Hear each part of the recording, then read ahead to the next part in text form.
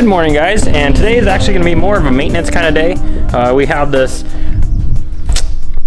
dang, I screwed that one up. I can't even think.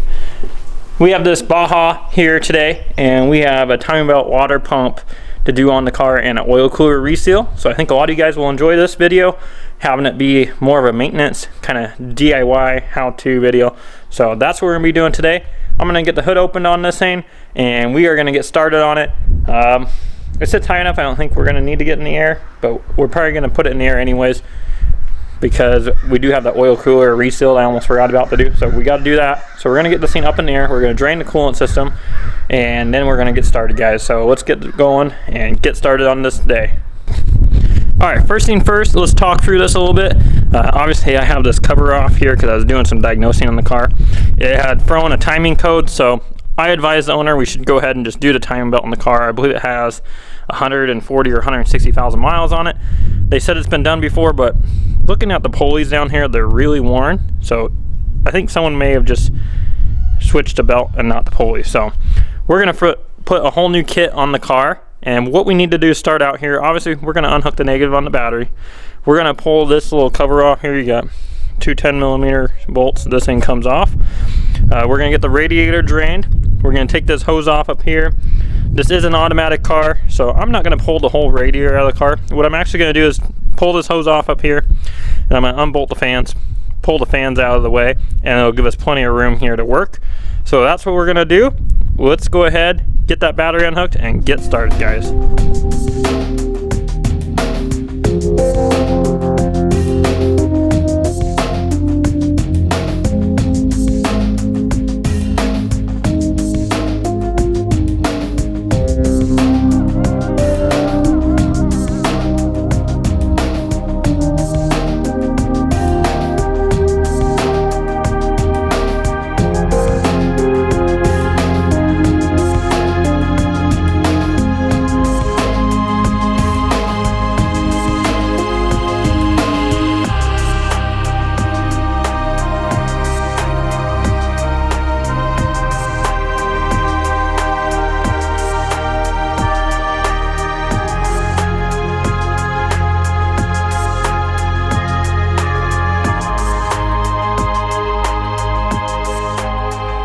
We got those fans out of our way. So next up, we're gonna start getting this apart right here. So we're gonna get the alternator belt off. We're gonna get the AC belt off, these covers off. We'll pull the alternator out of our way. And at that point, guys, we'll be right at our timing covers. We do need to pull that side off there. We're gonna have to pull the crank pulley off and the center one. So I'm gonna get that knocked out, and I will catch you guys up as soon as I get that all off and we're down to the timing belt. Jumping a bit ahead, guys, we got everything apart here. We got the alternator out of our way, we got the belts off, we got the timing covers off, and you can see we do have some decent room here to work with. Taking a look in here though, and look at this tensioner, guys. So our diagnosis was correct. It doesn't look like it's been replaced. These things look pretty beat up, to be honest with you. All these pulleys do. And if you look at the tensioner, the main thing you want to look at is up on top here where it has a hydraulic cylinder in here and it has hydraulic fluid in there, and this is what tightens your timing belt as it's running. Well, when these things start to puke like this, where it's puking fluid, they start to lose tension, and that means that the belt will skip. So if you're taking a look there, yep, so it looks like it did that on here. We are not lined up right there, and we're not lined up on this side is off by a tooth as well. So that does explain some of our timing issues that we have. The code's getting thrown. Here, I gotta change the mic around, guys. So that does explain our timing issue that we're having there and the code that we're getting. So we are gonna get this belt off. One thing that I like to tell you as a tip, like I said, this is gonna be more of a DIY video. Go ahead and turn the motor over clockwise, line up your marks, at least get it to top dead center on the crankshaft, and make sure your marks are over here and lined up, because you can go one turn around on the crank and they won't be lined up. You have to do it again. So line them up. Then what we're going to do is we're going to pull off this pulley on the bottom down there to relieve some of that pressure on that belt. And once we get that pulley off, we should be able to get this belt all the way off, and then we'll pull the tensioner out. So that's what I'm going to do right now, and I will put you guys on time lapse and we'll get that out.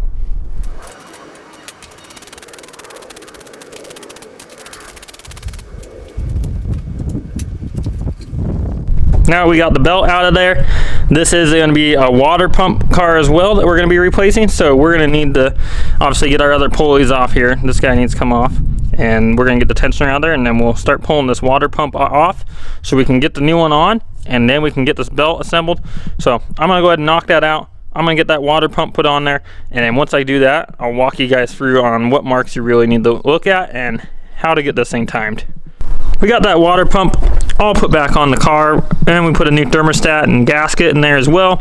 So now we got that all back on, we're gonna get this thing timed, and I'm gonna try to show you the best I can in here. Obviously having a bigger camera is gonna make this very difficult, but if you look on here, we have the timing mark right there, which hopefully this thing will focus on it, which it doesn't seem to be wanting to. Let's see here. I have to pull this away, guys. So we're gonna have a timing mark. There's gonna be a dash right there, dash there, and one on the oil pump.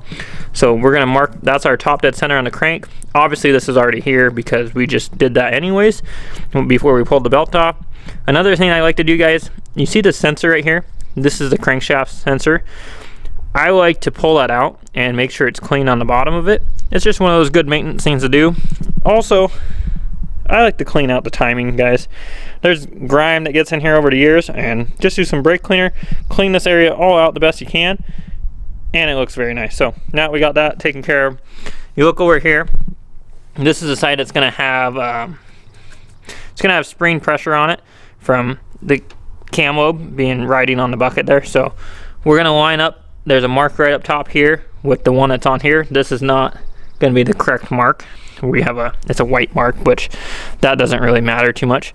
So if you see here, I'm spinning this, see that mark right there by my thumb? There's a little dash there, and then on the bottom we have two dashes. And you want the two dashes to line up on here and the bottom pulley. There's also one on the side there, you can see. I like to use a mirror in here when you're putting the belt on so you can see where your lines are. And this side is going to be the harder one of the two because this one I can literally just turn and we can set this to where we need.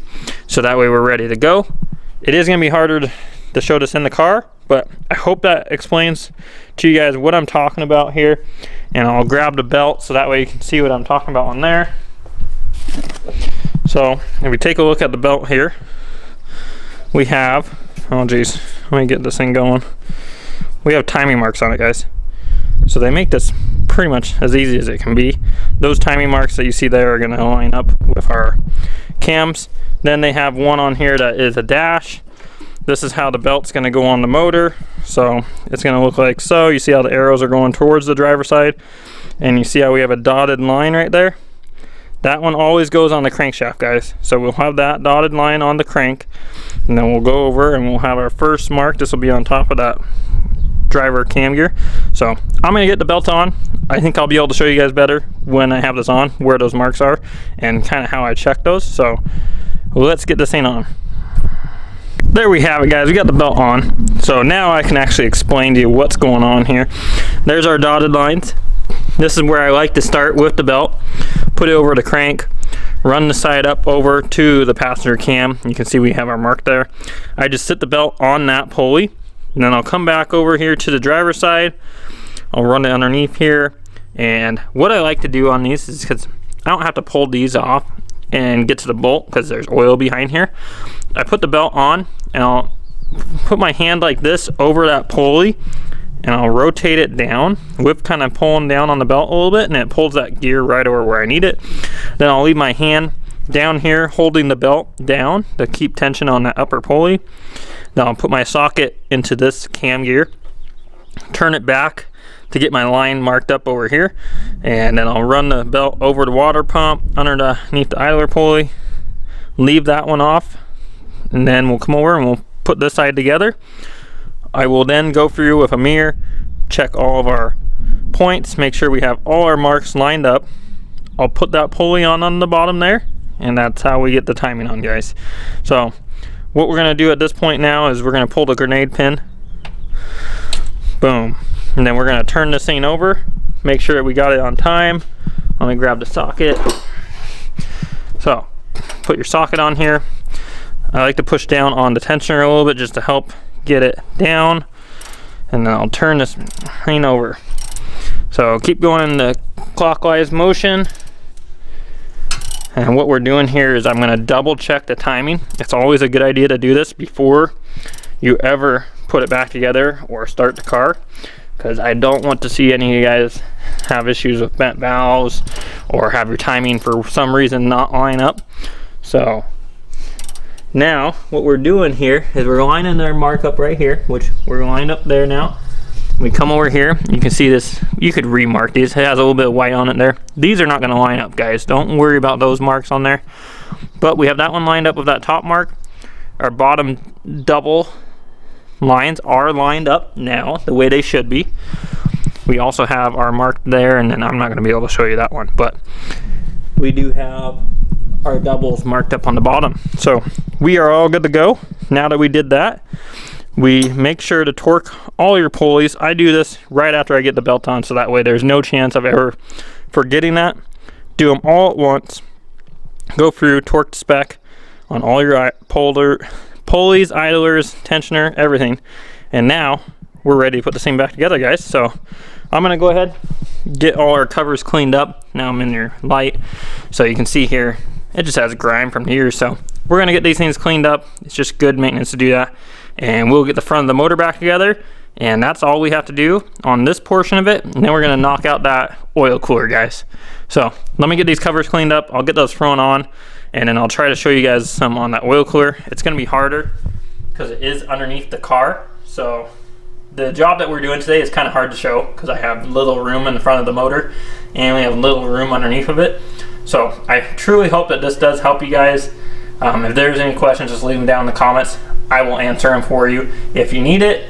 But I'm gonna get these cleaned. I'm gonna get the front of this motor back together, and then we'll start tackling that oil cooler. Just like that, YouTube magic, we're all back together, guys. So now that this thing's back together, I did notice he had the round cap up over here, and that's not the place for it. Your round cap goes down here. They're different pressures, so that is kind of important. Also, I can't stress this enough, guys. You know what? If you've been on the channel for a while, you know that I always talk about mass airfoil sensors. So you can see here I got it unplugged and I got the screws out already. So we're just going to do a service on this car for them as a courtesy. But when you take this thing out, if you look on these, and let's see if I can see. This probe that I'm putting my finger by should be, this thing would focus on it, should be chrome. I'm trying, guys. There we go. So you see that probe in there? It's supposed to be like a chrome color. Now this side is the side that goes towards the turbo, so it's always going to be clean there. But look at the other side, guys. This thing is completely black and not clean at all. I know it's going to suck at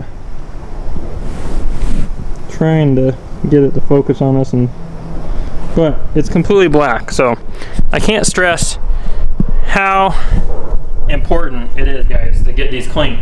It is very important. This is the heart of the motor. They're the sensor that controls most of everything on the car. We're talking air, fuel, air intake temp, all the important stuff that you need to. This changes voltage per the air going by it. So we're gonna get this thing clean, and I bet you this thing runs a million times better with a clean sensor. So let me get that taken care of, and then we'll jump on that oil cooler. Jumping underneath the car now, you can see here our oil cooler is just a mess. So we're gonna get the oil pan drain under this thing, get this filter off, and just look at that thing, guys. This is really common for these to get like this. They have a 2 O-ring system on this style oil cooler. That's very common to fail. So not really fail, it's maintenance, guys. Let's just face it. So we're gonna get this oil filter off, and then we will get everything taken apart here, and I'll show you guys all the pieces that we're working with, and we'll get our new seals in there and get this thing sealed up and cleaned up. So I got everything laid out here for you guys of what we're working with. Here's your oil cooler. So this is gonna be the first thing you see when you take off your oil filter, and you're gonna have this stud here. That is gonna be the 1 inch or 24 is what that is. You need to remove that. Once you remove that, then you need to take off. You see this? Yeah, here, that's that seal I'm talking about that fails. You have 3 seals here. You have 2 orange ones, boom, boom, and you have 1 thinner one here that's blue. Now you need to take off the 6 10mm bolts on that, and that thing is a pain to get off, guys.